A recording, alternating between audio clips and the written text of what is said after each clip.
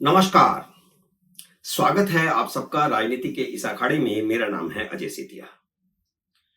मित्रों, कांवड़ियों के मामले में उत्तर प्रदेश के मुख्यमंत्री योगी आदित्यनाथ के साथ एक बड़ा खेला हो गया है।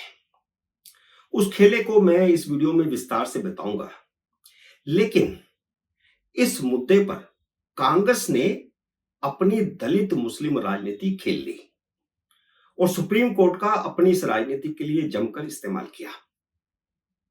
सुप्रीम कोर्ट गुमराह हो गई और उसने योगी सरकार के उस आदेश पर अंतरिम रोक लगा दी जिसमें कांवड़ यात्रा मार्ग के दुकानदारों से कहा गया था कि वे अपनी दुकान पर अपनी नेम प्लेट लगाएं। हालांकि रोक अंतरिम है और अगली सुनवाई 26 जुलाई को है, 4 दिन बाद। अभिषेक मनु सिंघवी, उदय सिंह और हुफैजा अहमदी ने कोर्ट में झूठ बोला कि यह आदेश बिना किसी कानूनी आधार के जारी किया गया है, जबकि खाद्य सुरक्षा मानक अधिनियम 2006 यह केंद्र सरकार का कानून है। जीएसटी और उत्तर प्रदेश सरकार के खाद्य सुरक्षा अधिनियम 2006 के मुताबिक यह जरूरी है कि हर दुकानदार अपनी दुकान पर संचालक का नाम लिखे, रजिस्ट्रेशन नंबर लिखे। ये दोनों ही कानून, सेंटर का कानून और राज्य का कानून, यूपीए सरकार के समय के हैं।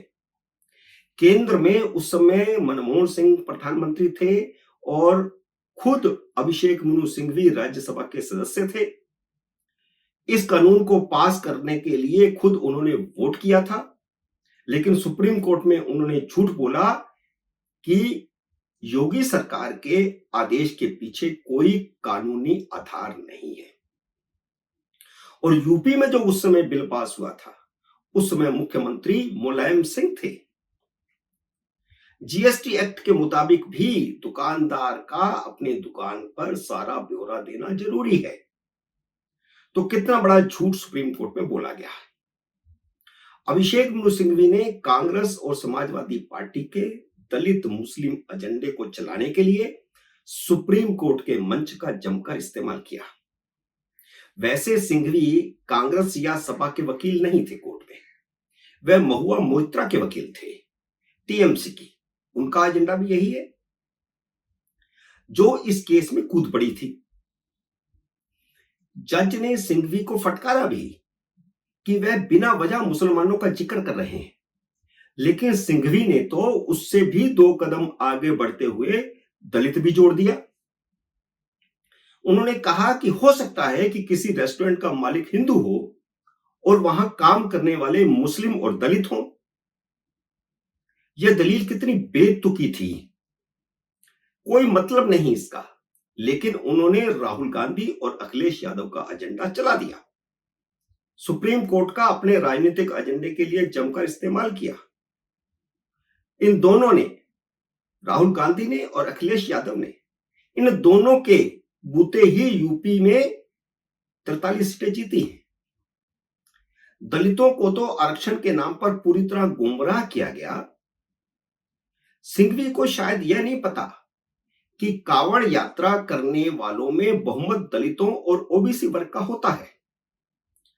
पता भी होगा तो उन्हें क्या, उन्हें तो अपना राजनीतिक उल्लू सीधा करना था, अपना राजनीतिक एजेंडा चलाना था, और उन्होंने सुप्रीम कोर्ट में चलाया।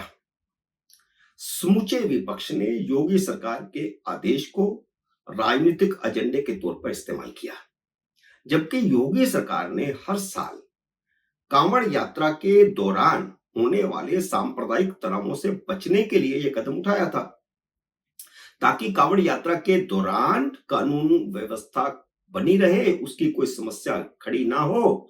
वरना तो हर साल दुकानदारों और कांवड़ियों में झगड़ा होता है और लंबे लंबे जाम लगते हैं, कई कई दिन के जाम लगते हैं, बल्कि जाम तो अभी लगना शुरू हो गए हैं।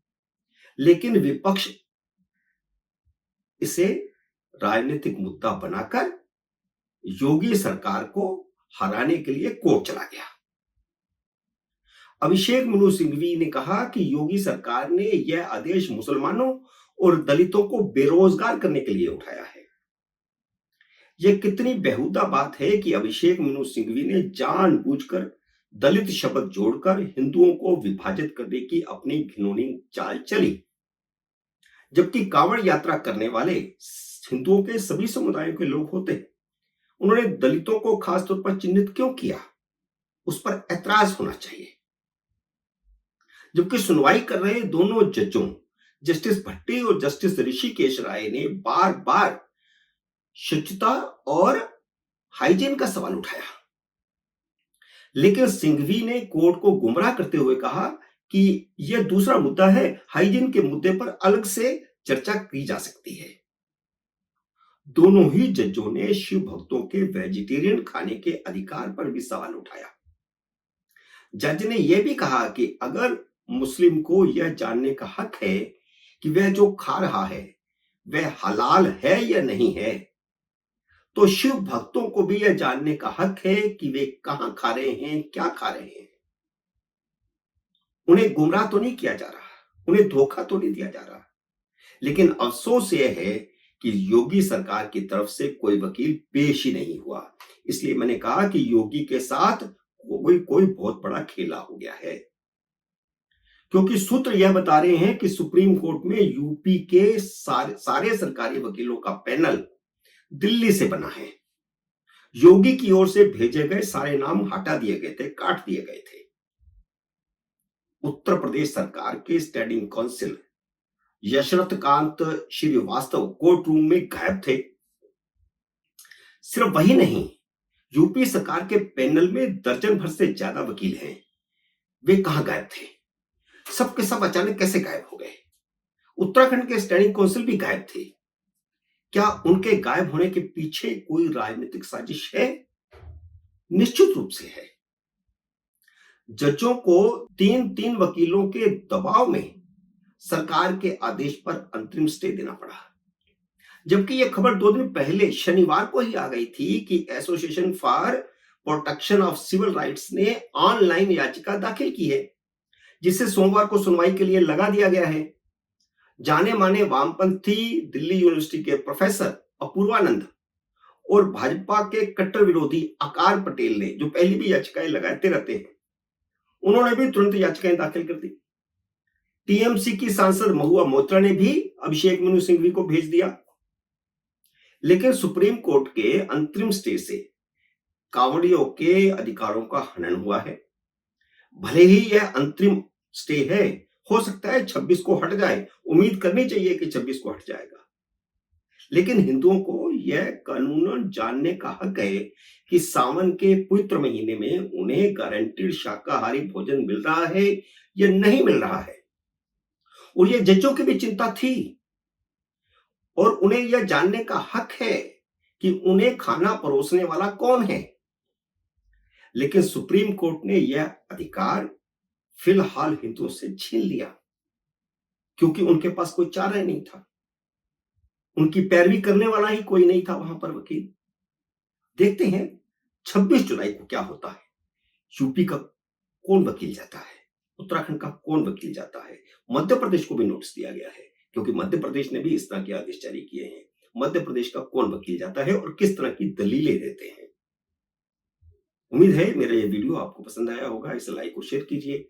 अगर आपने मेरे YouTube चैनल को अब तक सब्सक्राइब नहीं किया तो कृपया सब्सक्राइब करके अपना आशीर्वाद दीजिए। जल्दी मिलते हैं अगले वीडियो में किसी अन्य विषय के साथ। तब तक नमस्कार।